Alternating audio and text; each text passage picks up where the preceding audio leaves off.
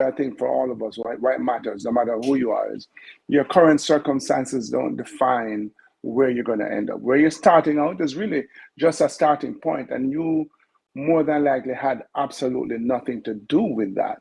But where you could end up is all in your hands. Welcome to the Yeah But podcast, where leaders transform excuses into breakthroughs. I'm Marc Wolfe, host and author of Yeah But. I interview New York Times bestselling authors, human rights activists, former CIA director, and everyone in between. Our guests share how they overcome doubts like I'm not ready to yeah, but I don't have time. Join us to learn how you can do the same. Devon Harris, welcome to the Yeah But podcast. Hey, Mark, it's great to be here, man. You know, Devon, I would like our audience to get to know you. Not everybody knows your story. So tell us two things about you personally, two things professionally, and then why it would matter to our audience. For those who don't know my story, I grew up in an area of Kingston called Olympic Gardens, which would suggest that I was destined to be an Olympian, right? Yeah, but it's really one of the toughest ghettos in the world, and it's a place where, there are not a lot of dreams, people aspiring to do anything but figure a way to survive in Olympic Gardens. But from where I was standing, actually, I talk about this in my speeches all the time.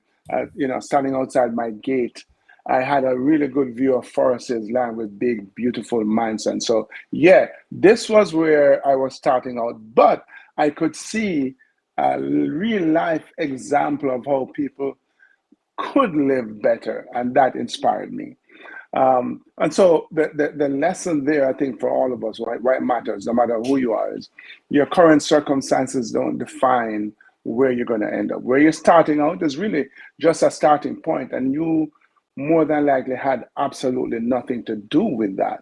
But where you could end up is all in your hands. So you could start out in Olympic Gardens, but you could make your way up to Forest Hills, figuratively. The next personal thing, I guess, so of course I'm a three-time Olympian, and I've competed in the Olympic Games in bobsledding, one of the most dangerous winter sports, and made history doing that. And you think that I would be brimming with confidence and have absolutely no self-doubt. But that's not exactly true.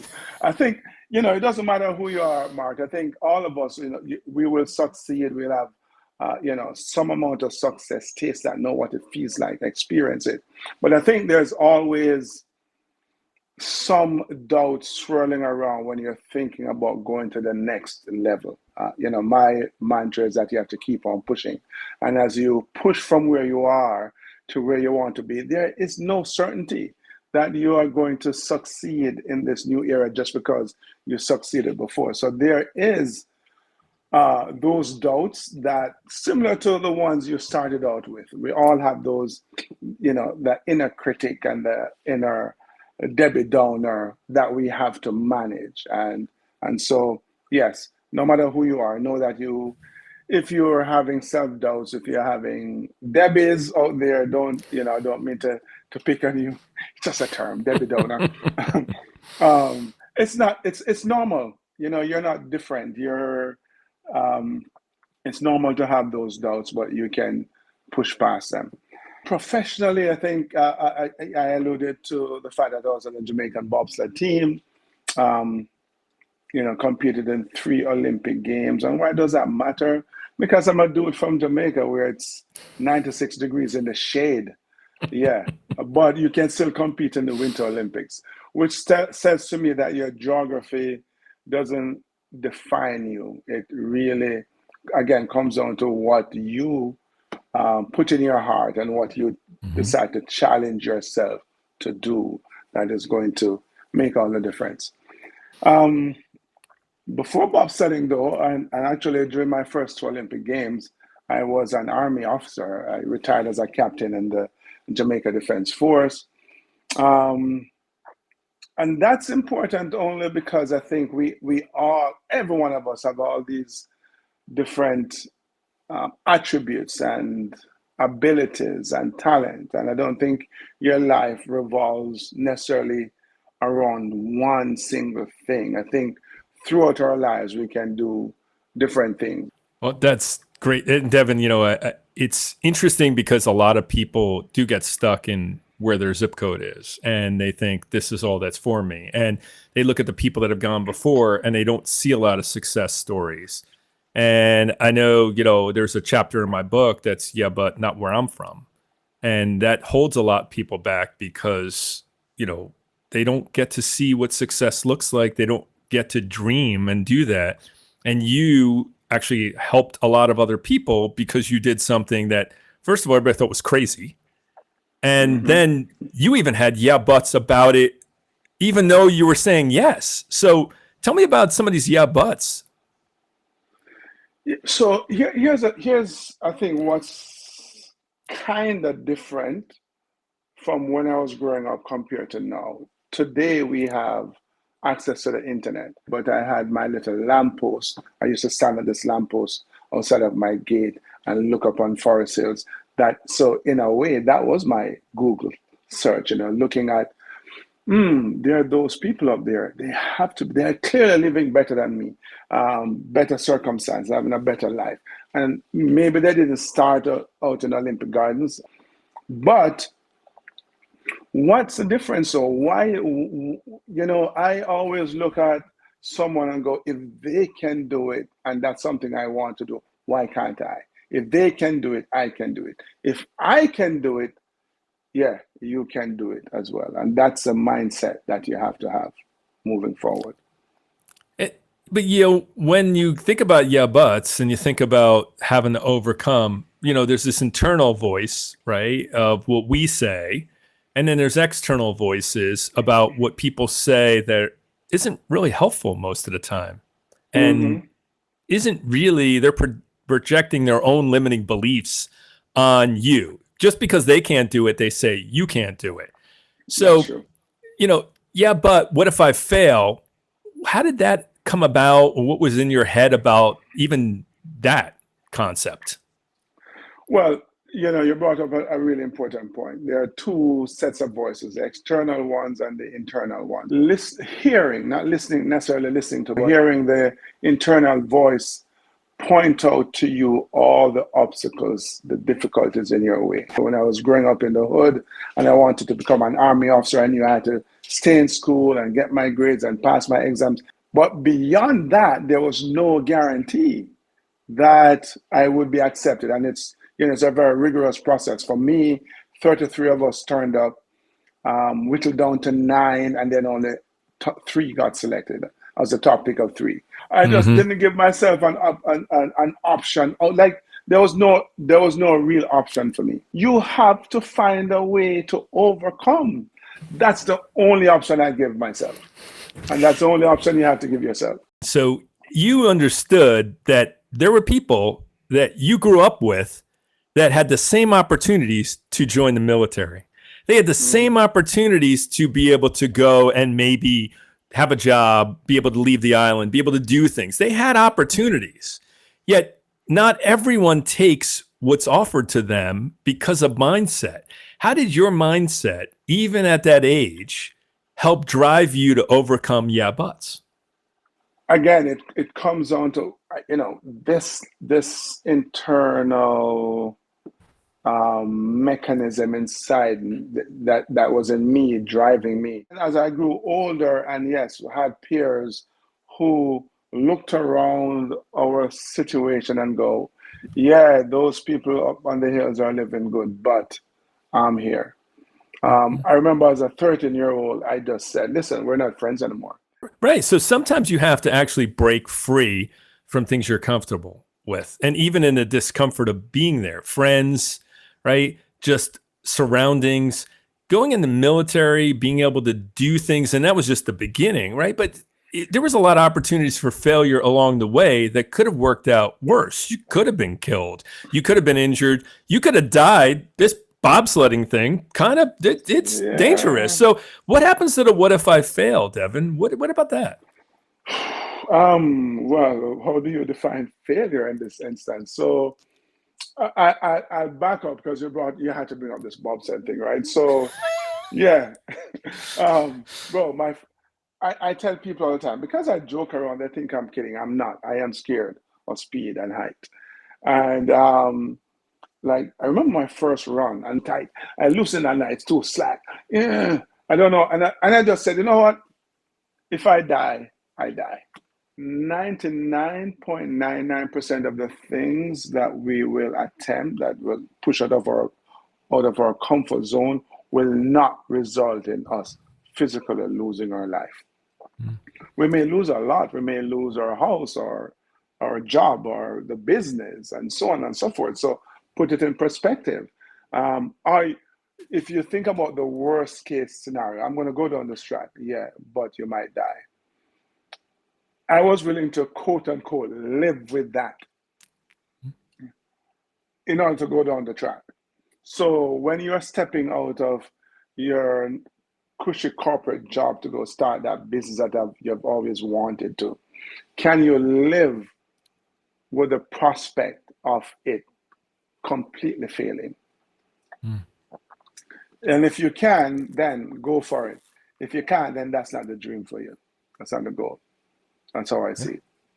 No, that's great. And I think, like you say, I think what we do in our minds is always worse than what happens in reality. You know, oh, I'm going to die. Well, not a lot of people actually die doing this. Well, it could be me. Well, it could be you walking across the street. You could get bit by a dog and get rabies. I think, we see a lot of that, and it's important, but it also takes that whole, sometimes somebody going before you. But when you're the first, Devon, and there was no other bobsledders to go, well, we'll just follow this guy who's a famous bobsledder from Jamaica, says no one, because there wasn't anyone yet. Where do you know where to start?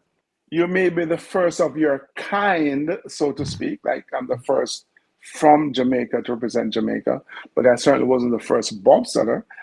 So I know others have done it, and yes, some people did get killed. But chances are it won't be me.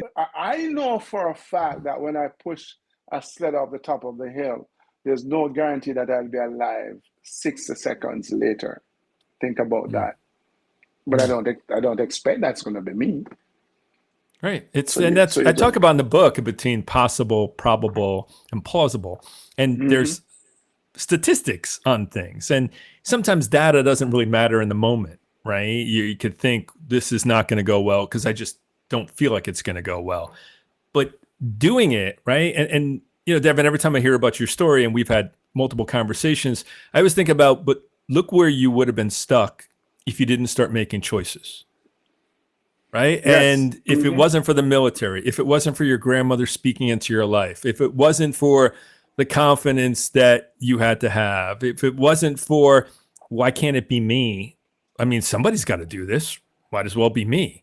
Right? Yep. So even after you're done, even after you go all through that, I think one of your yeah buts is, yeah, but I don't feel successful. So even after, does it feel like, okay, well, I'm done now. Great. This is all over. Everything I wanted is here. Is that the way it happens? Or do you still have to wonder about success and what it's defined as? So it actually was during COVID, I came across a term, I never heard before, Imposter Syndrome. So I think it's a challenge for a lot of people. They would achieve the goal, and instead of celebrating it, they feel inadequate. Not because of anything that they didn't do. It's true that and I reference this in the book about imposter syndrome because so many CEOs have that. And you look at them at successful public or even large private companies, and they still like, I shouldn't really be here. And there's things going on in my life. And these things have nothing to do with their success, but it's in their head, which is the whole theme of the book about yeah, but. And even things you brought up, it's mostly what's in our own heads that really keep us from moving forward. Sure, there might be something that people say, but you live with yourself more than you live with anybody else. So the words that you make up. So working through imposter syndrome and seeing that, what was one of the ways that you coped and actually started to work through that? Or that's something you're still working through now? To a certain extent, I'm still working through it. Back then, it was really taking an objective look at the situation, like looking around at the people who who are my peers, who are, my colleagues now, and trying to see where were the deficiencies within me compared to them, and realizing that no, I mean, I knew I didn't get anything. It wasn't handed to me, and it wasn't handed to them either. So I went through the same process that they went through that led all of us to be in this place at this time, sharing this space, this environment. And so once I was able to come to that realization that, I earned it, and so I deserved it, I was able to move beyond not feeling successful. Hey there, it's time for a quick break. While we're diving into how to live, learn, and lead better, I wanted to let you in on something I'm really excited about. If you've ever found yourself stuck in the yeah, but cycle, those moments where excuses get in your way of your potential, my new book, Yeah, But, Cut Through the Noise to Live, Learn, and Lead Better is for you. The book is packed with practical strategies, real stories, and actionable advice to help you stop making excuses and start making progress. Whether you're a leader, a learner, or just someone looking to cut through the noise, Yeah, But has something for you. And here's the best part. For a limited time, you can grab a chapter for free. Just head over to my website at www.marcawolfe.com/book to get started. Readers have already said that the perspective and stories guided them to get unstuck and move forward. All right, let's get back to the show and dive into more ways to break through those yeah, but moments. So you go through this, you accomplish some things that are rare or very seldom even done. But what was the plan ultimately, Devon? Because what was the end game? Where were you getting to go other than moving out of the hood and being able to do things other people didn't do? Did you ever struggle with what the plan was? Bro, the goal was to be on the Yeah But podcast, but Of course it was. but but before I did that, I had to do some other things first. True. No, so when I was in high school, bro, if I could become an army officer, I would not want anything else. That was a plan, to spend the rest of my days in uniform. And then, so I'll tell you the story. I'm 21 years old, and I'm like, so what are you going to do with the rest of your life? I'm like, oh yeah, the Olympics. I started training. But that's the thing about life, the universe, call it what you will. When you kind of get out of your way and you start just pushing in a particular direction. And that's because even though there isn't a plan, you make a plan as you go. Like there's not always a plan written out for you that you could follow. Sometimes you just work into it, right? Sometimes you see an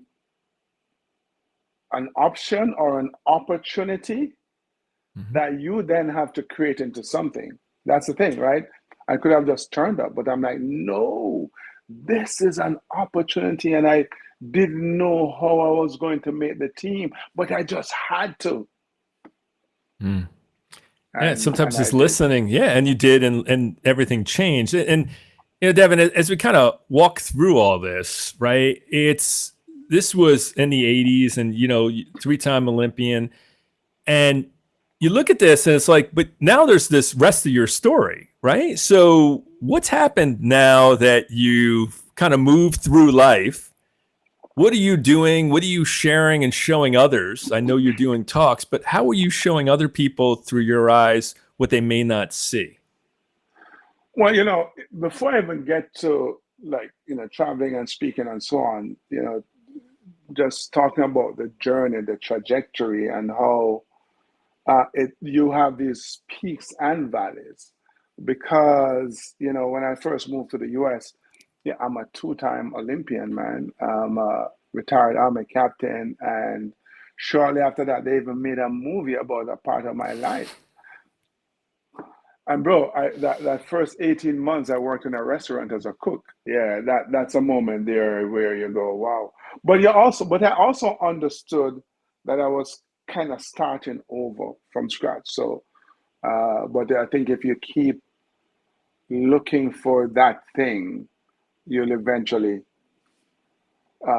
again, opportunities will open up for you. Finding that path and that being the main focus, heard about this thing called motivational speaking. The people you got to speak to, the things you've gotten to do, the people you've gotten influence. I think people forget a lot of times about how that one step, not thinking like everybody else, and the next step of not hanging around people that are going to hold you back. And then the other step, believing, why not me? Right? Mm-hmm. What are your thoughts about how that has turned out to where you are as a grown man with a family and all these other things? I mean, you didn't think about all that stuff when you were a little kid, right? No. But here you are, and you're still influencing other people. Indeed. So I haven't responded to it yet, but I saw someone it's kind of amazing in a way. Someone posted something on LinkedIn today, and it started with, "Go as far as you can see, for when you get there, you'll see further." And the cool part about it, she goes, "That's a quote from Devon Harris." Yeah. Like who would have thunk? And I think that is really the crux of the matter there, Mark. For me, starting where I started out from and just dreaming about this seemingly impossible dream, becoming an army officer, and doing all the little things that I needed to do to lead me to that point. I saw a video with Ichiro, the Japanese baseball player, talking about coming to America and playing in the major leagues and being a small guy, 5 foot something, and wondering how he could ever measure up and play with these major league baseball players. And he said, when you do the little things consistently, the big things take care of themselves. And that's what it was for me, in essence, dreaming and looking at, the seemingly impossible dream and doing the little things. And then, like I said earlier, as you start your journey and you hit one mountaintop, other opportunities open because you're also open to them. You put yourself in a place where you're able to take advantage of opportunities. I mean, I would venture to say, although, let's say there's a Jamaican Bobsled experiment program, whatever, that came up in 1988. And I have the sense that if I wasn't in the army, I wouldn't have been afforded the opportunity. But luckily, I did everything I could have done to get me in that space, that when that opportunity came up, it was afforded to me, and I was able to take advantage of it. That's the beautiful part about all this, Devon, which I think we both want people to know. You don't always get the plan to tell you, by the way, here's what it's going to look like at the end. You just wanted to be able to go and get into the military because you knew it would be a different life just doing that alone. Just doing that would have changed things. This was unlikely, and you couldn't have predicted it. But if you don't take the next step, you don't get the other steps that come with taking the next step. And I want to remind you, because I think even as speakers, we need to know this, that you don't know all the people's lives you're going to touch because they're not all going to tell you. And sometimes they don't even think they can have a conversation because they're like, oh, you're the speaker, so I could never reach out. So Devon, it's kind of the snowball, call it a ripple. I talk about a lot of this in the book where I talk about the things that because you did something, you're not robbing other people of the brilliance that you directly have an invitation to speak into their lives. Tell me more about like some of the things that you heard in Yeah, But that you have said or you think about. I mean, your story's in there as well. So people that want to read about a snippet of your story, it's in Yeah, But tell me about, there's 25 different stories in the book. There's 15 different Yeah, Buts. Tell me how you think about what the plan is, what you do, how it goes through, and how you don't always know how it's going to turn out. The next step is not always apparent. I guess you have a choice. You could backtrack. That's a Hmm. step. Hmm. It's not a real option, though, from my perspective. Whatever it is that you're doing, have to go back to the analogy of bobsledding, my first run, be willing to embrace the risk of possibly failing. Yeah, but I could fail. True, but you could succeed tremendously as well. And we could have a conversation around failure here now, because it's like, well, what exactly is failure? Yeah, I mean, you Hmm. did not hit the mark. I get that, and it's disappointing. It's frustrating. Frustrating. It sucks. But it's also an opportunity to learn. Like, what didn't work? What do I need to learn? What do I need to improve on, so that the next time I try this, I get a better result, a more favorable result? So, yeah, I want to do this, but it might not work. But yeah, it could work. Hmm. Yeah. And that's a nicer part. And then, it's time to take the next step.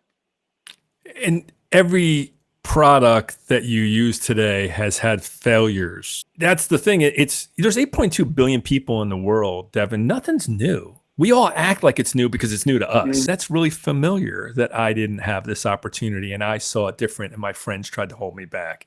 That's really true that the military gave me an opportunity to be able to do things. And you're not the only person in Jamaica, but not the only person worldwide where the military gave you an opportunity to be able to do things and be able to change what your trajectory was.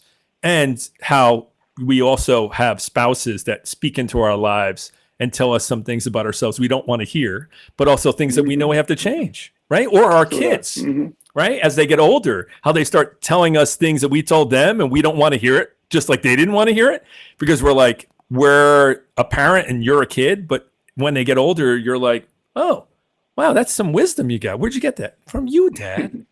Yeah. So it's really interesting how this all plays out, right? You're absolutely right, though, that as you are going about your journey, and as we said earlier, nobody's doing anything for the first time. There is some adaptation and some adaptation.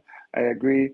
Um, but we have within our stories elements of it that other people can relate to, which is actually the point.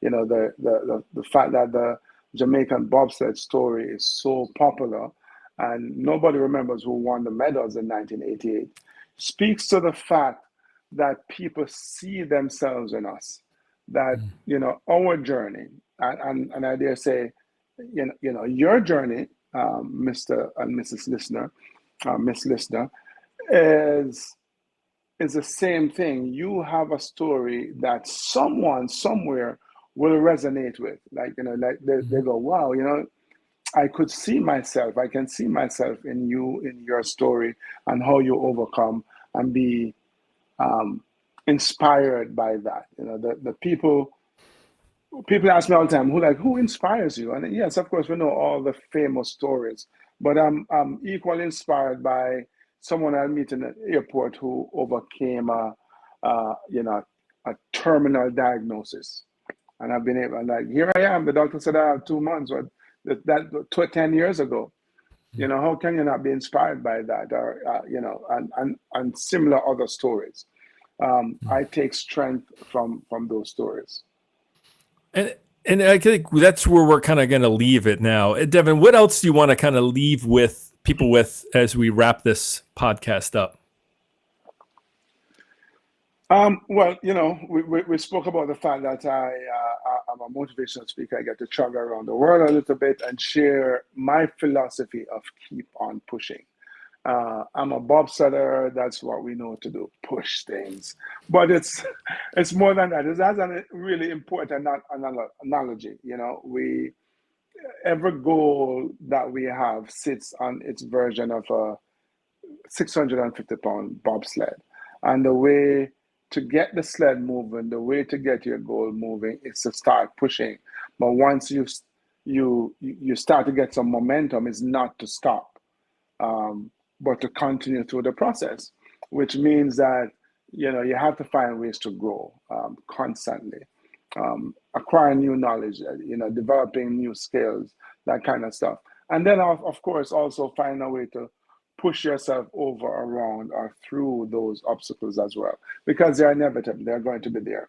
I also have a foundation, Mark, that keep on pushing foundation. And the goal there is to provide support the education of kids in disadvantaged communities. So in my old neighborhood, we have a breakfast program, a school supplies program. We're actually in the process of developing a computer lab. So feel free to check us out, keeponpushingfoundation.org. And, we appreciate any support that you feel moved to pass our way. Well, that's great. And we're going to have in the show notes, not only the transcript, but we're going to have links so they can connect with you on LinkedIn if they want to talk to you about speaking or other things, plus your foundation. So thanks so much for being here. Appreciate you so much. Yeah, man. Thank you for listening to the Yeah But podcast. If today's episode provided valuable perspective on how to overcome the excuses that can hold you back, let us know in the comments. Remember, it's not about the yeah buts. It's about finding ways to live, learn, and lead better every day. If you enjoyed this episode, be sure to subscribe, leave a review, and share it with someone who could use a little kick to get past their own yeah buts. And don't forget to follow us on Spotify and Apple Podcasts. And for even more tips, connect with me at marcawolfe.com/podcast. Until next time, keep challenging those excuses and keep moving forward.